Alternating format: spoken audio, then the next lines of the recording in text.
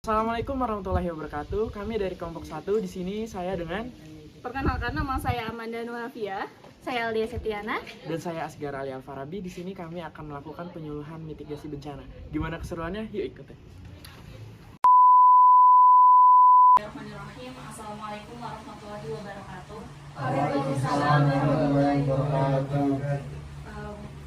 Puji syukur kita panjatkan atas kehadiran Allah Subhanahu wa Ta'ala yang telah memberikan kita rahmat dan hidayahnya sehingga kita bisa berkumpul dalam kegiatan penyuluhan Deka Pasca Bencana ini.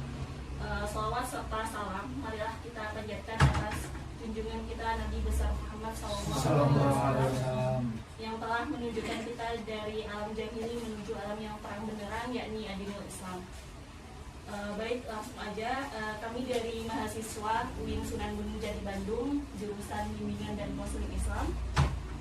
Sebelumnya perkenalkan, kami dari kelompok 5 atas yang beranggotakan ada Alia Setiana, kemudian ada Asgar Ali Alfarabi, dan juga ada saya sendiri Amanda Nurafia.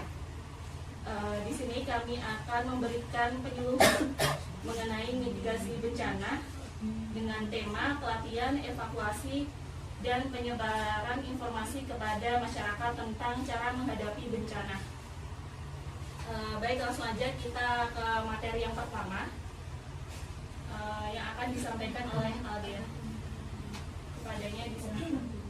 Sebelum kita ke materi yang pertama, ini ada sedikit cuplikan video.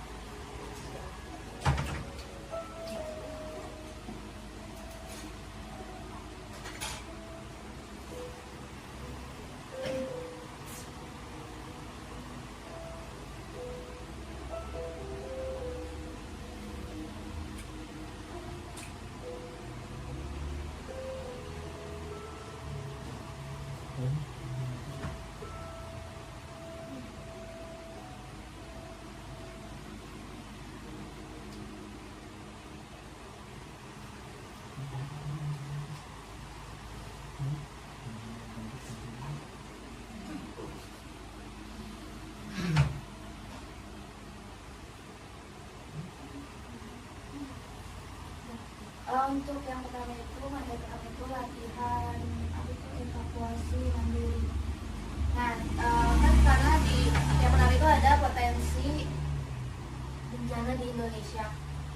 Nah, karena kan letak geografis di Indonesia ini kayak di tengah-tengah gitu kan, tengah-tengah garis gitu.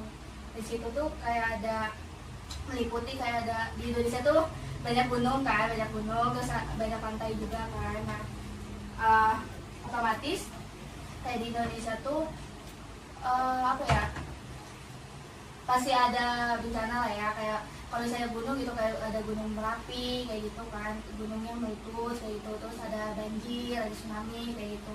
Nah, bencana ini tuh tidak hanya ada bencana alam, tetapi ada juga bencana yang non alam. Nah, kalau bencana alam kan ya kalian pasti pada tahu lah, ada apa aja, ada tsunami kayak gitu kan, banjir, gunung meletus, terus ada longsor kayak gitu. Nah, sedangkan untuk yang non alam itu ada wabah penyakit seperti di tahun 2020 itu kan ya, bukan hanya di Indonesia gitu ya, kayak di luar negeri pun ada apa sih, kayak penyakit wabah COVID-19. Nah, itu juga termasuk ke dalam bencana yang non alam. Kenapa masuknya ke bencana non alam? Karena kayak di ekosistemnya itu kan jadi berkurang gitu ya pemasukannya kayak gitu. Terus juga kita kan jadi gak bisa berinteraksi sama orang lain kan. Nah, yang kedua itu ada konflik antar kelompok atau atau komunitas masyarakat. Nah, kenapa ini juga masuk ke dalam bencana non alam? Karena kan kayak di berita-berita gitu banyak kan kayak kasus tawuran antar RW, antar RT gitu kan. Ya walaupun misalnya masalah kecil, tapi sama mereka tuh kayak dibesarin kayak gitu. Nah, itu tuh termasuk ke bencana yang non alam. Terus yang kedua itu ada aktivasi sirine atau peringatan dini ya. Yang pertama itu ada protokol sirine. Yang kedua tuh ada tahapan kegiatan latihan uji sirine peringatan dini. Sedangkan yang ketiga itu setelah latihan uji sirine peringatan dini. Nah, yang pertama itu ada protokol sirine. Nah, di protokol sirine itu terbagi dalam 4 gitu. Yang pertama itu ada untuk peringatan dini tsunami. Jadi si sirine ini tuh akan dibunyikan itu dalam waktu 3 menit. Itu pun kalau misalnya ada semacam gempa susulan lagi, itu bakal berbunyi berulang kali gitu. Yang kedua untuk keperluan perawatan. Nah, sirine ini tuh perlu diuji coba itu secara rutin gitu di setiap tanggal 26 Desember pukul 10. Kenapa? Karena waktu yang bencana Aceh itu, tsunami Aceh itu kan pada tanggal 26 Desember. Jadi kayak sekalian memperingati hari tsunami Aceh gitu. Nah, yang selanjutnya tuh ada untuk uji coba. Nah, tadi kan yang pertama itu dinyalakannya itu selama 3 menit itu untuk memperingati memperingati bahwa si tsunami itu akan datang. Nah, sedangkan yang ini tuh untuk uji coba. Jadi sebelum dibunyikan itu ada rekaman suara atau kita bilang itu ngomong gitu ya. Ngomongnya itu ini merupakan tes untuk peringatan dini tsunami gitu. Ini hanya tes gitu. Dan itu pun diputarnya selama 1 menit. Nah, yang keempat itu mulai terjadinya gempa bumi sampai dengan berakhirnya ancaman tsunami. Nah, BMKG ini tuh akan mengeluarkan 4 tahapan berita gitu. Yang pertama itu berita pertama itu tentang parameter gempa bumi. Berita pertama itu parameter gempa bumi dan perkiraan gambaran dan perkiraan dampak tsunami yang menggambarkan dalam 4 status ancaman gitu, kayak status ancaman normal, waspada, siaga, sama awas gitu. Nah yang selanjutnya itu ada berita 2. Nah itu tuh berisikan perbaikan parameter gempa bumi dan juga berisikan perkiraan waktu tiba tsunami di pantai gitu. Yang ketiga itu ada berita yang ketiga, yaitu berisikan evaluasi tsunami dan perbaikan status ancaman yang dapat diseminitasikan beberapa kali tergantung pada hasil pengamatan tsunami di radar tsunami kayak gitu. Nah yang terakhir itu berita keempat, yaitu merupakan pernyataan peringatan dini tsunami telah berakhir kayak gitu. Mungkin yang materi selanjutnya kembali ke moderator. Baik, terima kasih Aldia. Untuk materi selanjutnya akan disampaikan oleh Aldia, disilahkan.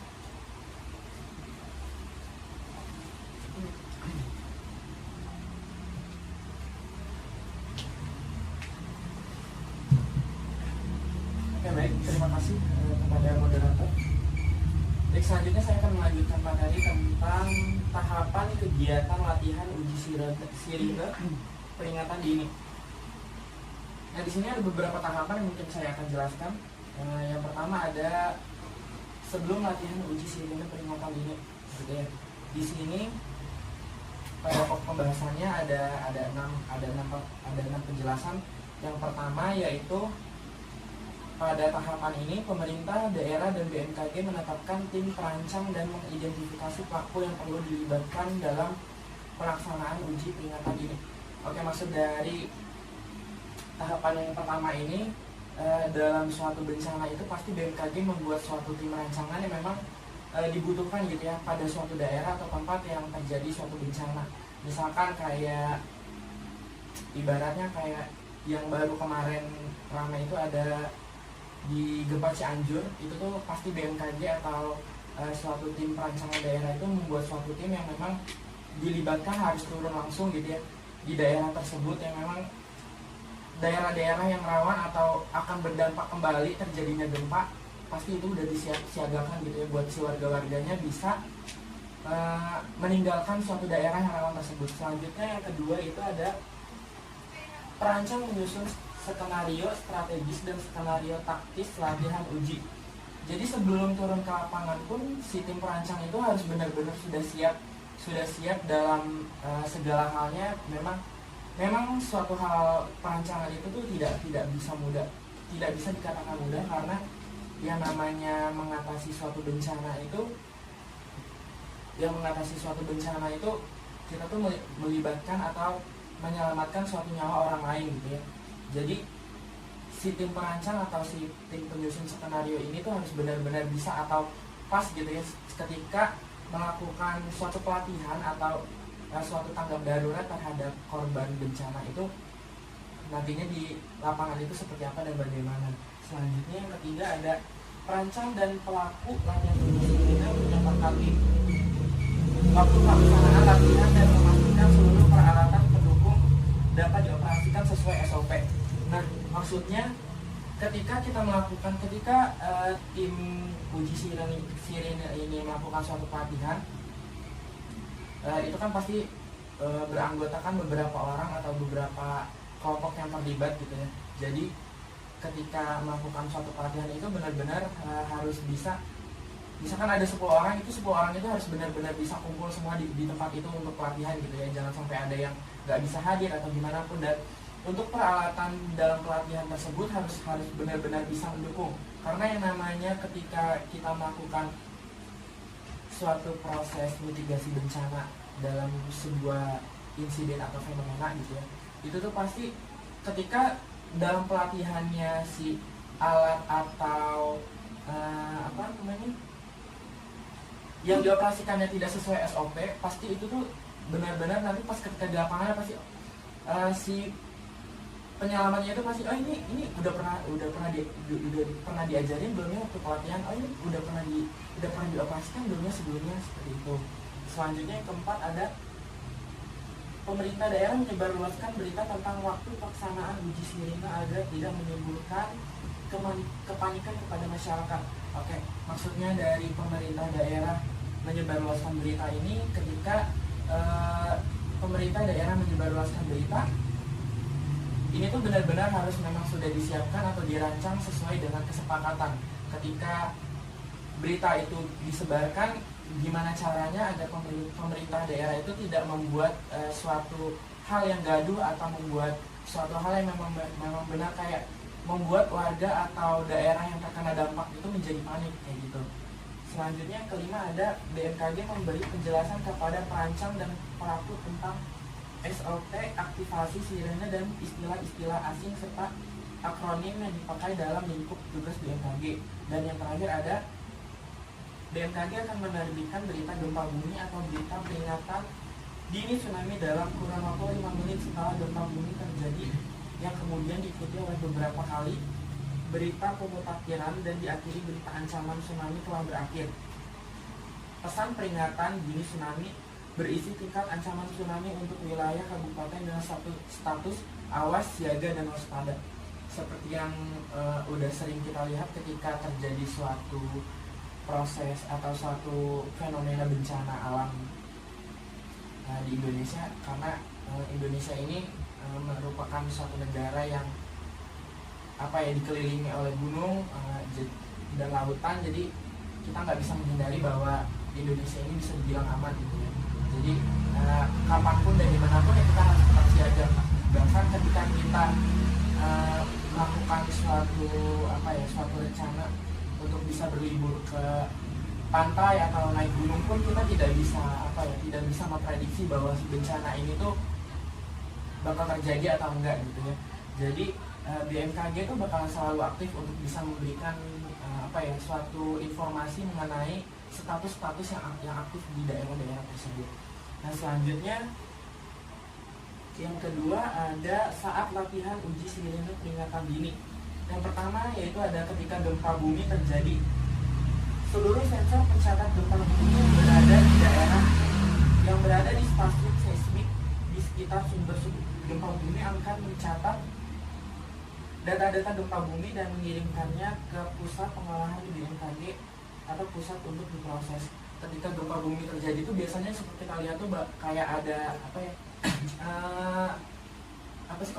kalau di layar rumah sakit itu kalau orang mengadakan kayak ini tuh bakal hidup, masih ada kesempatan buat hidup atau enggak tuh yang tadinya kayak gini tuh kayak gitu tuh kan kita udah lihat gitu ya, bahwa ketika tanda-tanda tersebut itu sudah menandakan bahwa sudah masuk siap siaga, waspada atau awas gitu, itu tuh pasti BMKG itu akan menginfokan atau menyebarluaskan melalui berita atau platform lainnya untuk bisa mencegah atau memberikan kepada warga-warga yang terdampak untuk bisa siap siaga gitu. Terus yang kedua ada pengiriman gempa bumi atau berita peringatan dini tsunami.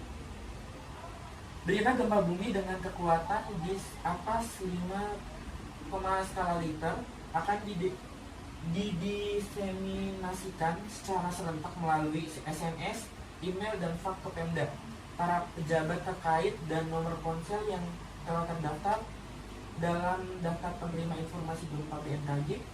Jika telah terdaftar dalam daftar penerima informasi, parameter gempa bumi menunjukkan adanya ancaman tsunami gempa bumi tektonik atau dengan kekuatan 7 sampai dengan 100 km serta letak epicenter di laut atau di daratan dekat laut. Jadi untuk daerah-daerah warga-warga yang berada di daerah-daerah terdampak gempa bumi atau tsunami ini, biasanya nomor-nomor si warga tersebut itu terdaftar di platform BMKG. Jadi ketika terjadi suatu bencana awal dini itu pasti mereka tuh udah mendapat suatu informasi atau SMS yang memang untuk daerah-daerah warga yang berada atau tinggal di daerah kota itu, kita tuh mungkin nggak pernah dapat atau bahkan jarang dapat ketika hal-hal seperti itu terjadi gitu. Selanjutnya yang ketiga, pemerintah daerah menerima berita gempa bumi dan berita peringatan dini tsunami serta saran dari BMKG secara tepat dan terus-menerus melalui berbagai alat komunikasi yang tersedia. biasanya untuk daerah-daerah yang memang rawan terjadi bencana itu jauh sebelum adanya pemutusan jaringan atau alat komunikasi di sana, mereka tuh udah banyak menyebarkan informasi-informasi memang untuk bisa si warganya itu untuk bisa mengungsi ke daerah-daerah yang memang aman gitu ya dari daerah-daerah tersebut. Selanjutnya keempat ada BMKG menyampaikan berita 2 kepada pemerintah daerah yang berisikan perbaikan parameter gempa bumi dan status ancaman. Selain itu juga berisi perkiraan waktu tiba tsunami di pantai. Kayak misalkan untuk daerah-daerah pantai itu biasanya kan ada alat khusus yang memang nyambung kepada kepada perancang BMKG itu daerah-daerah tersebut gitu ya. Jadi kalau misalkan memang status air ombaknya itu udah mulai tinggi, biasanya tuh beberapa jam atau beberapa menit sebelum kejadian itu pasti udah diperingatkan kembali kepada warga tersebut. Mungkin untuk pembahasan selanjutnya akan saya kembali kepada Jenderal. Baik, terima kasih Al. Untuk selanjutnya itu yang kelima ada pemerintah daerah mengambil keputusan tentang tindakan evakuasi di daerah berdasarkan pada informasi gempa bumi, peringatan dini tsunami, dan saran dari BMKG secara cepat dan tepat waktu melalui prosedur pengoperasian standar. Kemudian yang keenam itu ada pemerintah daerah mengaktifkan atau membunyikan sirine peringatan dini sesuai SOP. Kemudian yang ketujuh itu ada pemerintah daerah menyebarluaskan berita gempa bumi dan berita peringatan dini secara luas, langsung, dan tepat waktu menggunakan berbagai metode dan saluran komunikasi yang memungkinkan seluruh masyarakat yang terancam tsunami dapat menerimanya. Kemudian yang ke-8 itu ada pemerintah daerah memberikan arahan yang jelas serta instruktif kepada masyarakat dan lembaga-lembaga daerah secara luas, langsung, dan tepat waktu menggunakan berbagai metode dan saluran komunikasi yang memungkinkan seluruh masyarakat yang terancam tsunami dapat menerimanya. Kemudian yang ke-9 itu ada BMKG menyampaikan berita yang berisikan hasil observasi tsunami dan memperbaiki status ancaman yang dapat diseminasikan beberapa kali tergantung pada hasil pengamatan tsunami di stasiun. Kemudian yang ke-10 itu ada masyarakat menyebarluaskan berita peringatan dini tsunami menggunakan kearifan lokal, diantaranya dengan memukul kentongan tiang listrik serta lonceng gereja dan pengeras suara. Kemudian yang ke-11 itu ada masyarakat secepatnya menjauhi pantai dan tepi sungai ke tempat aman yang telah ditentukan dan terus mencari update informasi dan pemerintah daerah. Kemudian selanjutnya itu ada BMKG terus memantau penyebaran tsunami dan memberikan pembaruan informasi tsunami melalui berita bisa berkali-kali. Kemudian selanjutnya itu ada BMKG mengeluarkan berita berisikan pengumuman ancaman tsunami telah berakhir dan dikeluarkan setelah menerima data pendukung dari masyarakat atau memberikan konfirmasi jika tsunami tidak nampak lagi. Kemudian selanjutnya itu ada setelah latihan uji sirine peringatan dini. Yang pertama itu ada pemerintah daerah memberikan pengumuman kepada masyarakat luas bahwa latihan uji sirine peringatan dini sudah berakhir. Kemudian yang kedua itu ada pemerintah daerah mengadakan pertemuan evaluasi pelaksanaan latihan uji sirine peringatan dini. Kemudian yang terakhir itu ada pemerintah daerah menindaklanjuti rekomendasi dari hasil evaluasi latihan uji sirine peringatan dini. Mungkin cukup sekian itu tadi pemaparan materi mengenai mitigasi bencana. Di sini ada sedikit cuplikan video.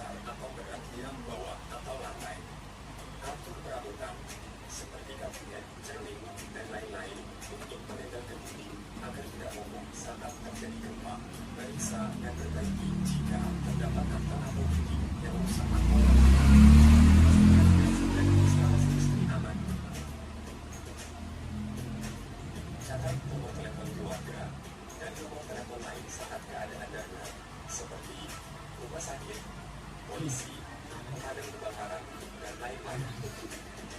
Tetap ini teknik dalam pertolongan pertama. Ketahui cara menggunakan alat pemadam kebakaran sederhana.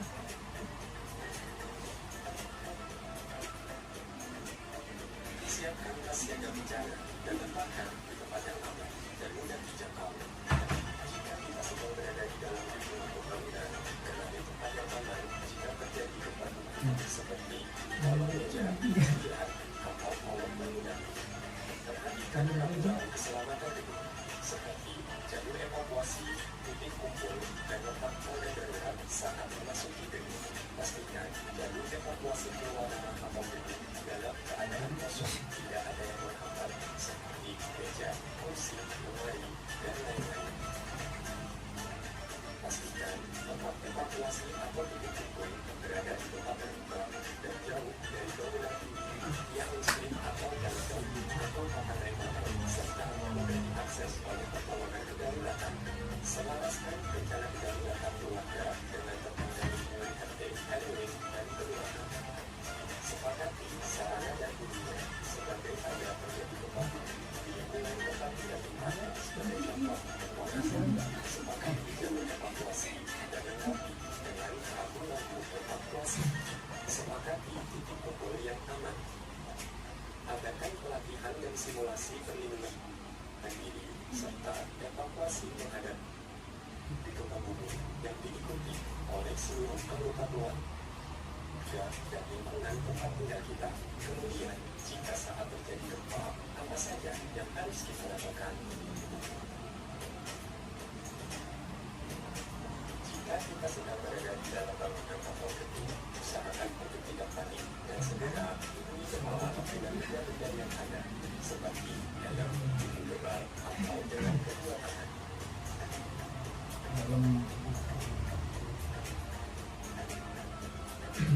Segera berhubung dengan hubungi kepala dan berpegangan pada telepon. Jauhi jendela, pintu, dan benda-benda yang terbuat dari kaca. Matikan semua peralatan yang menggunakan listrik untuk mencegah terjadinya kebakaran. Jika kita sedang berada di luar bangunan atau gedung, jangan panik, segera lindungi kepala dengan benda yang ada, seperti helm atau dengan kedua tangan, berlindung dengan menutup dan lindungi kepala. Hindari bangunan, tiang listrik, dengan telepon, tiang papan ventilator, jalan layang, dan jembatan. Perhatikan tempat kita berpijak dan hindari rekahan tanah. Jika sedang berhubungan dari daerah yang mungkin longsor, jika sedang berkendara, segera berhenti dan berhenti. Jika menggunakan mobil, tariklah rem tangan dan tetap di depan sampai gempa bumi reda. Dan apabila gempa bumi telah mereda, sebaiknya Anda melakukan hal-hal berikut ini. Jika kita sedang berada di dalam bangunan atau gedung, usahakan tetap tenang, tapi selalu waspada. Jika goncangan sudah mereda, tetap menurunkan kepala. Segera keluar dari gedung. Jauhi bangunan yang sudah rusak karena sewaktu-waktu bisa runtuh akibat gempa bumi susulan. Jauhi lokasi yang berbau gas atau cairan berbahaya seperti bensin dan lain-lain. Jika di titik kumpul terjadi gempa bumi susulan, berunduk dari bumi kepala. Lakukan bantuan pertolongan pertama jika ada yang terluka ringan. Segera telepon atau minta tolong kepada pihak yang berwenang bila ada yang terluka parah. Dan jangan lupa selalu simak informasi gempa bumi dari BMKG melalui radio atau TV atau aplikasi BMKG atau pengumuman yang ada di sekitar kita.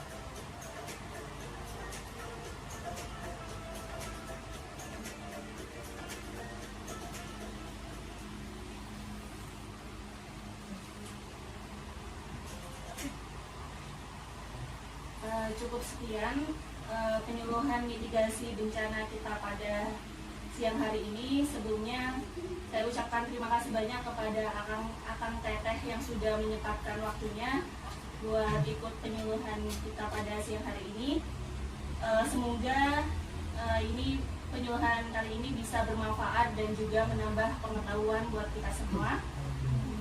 Cukup Sekian, kurang dan lebihnya saya mohon maaf. Wassalamualaikum warahmatullahi wabarakatuh. Waalaikumsalam warahmatullahi wabarakatuh.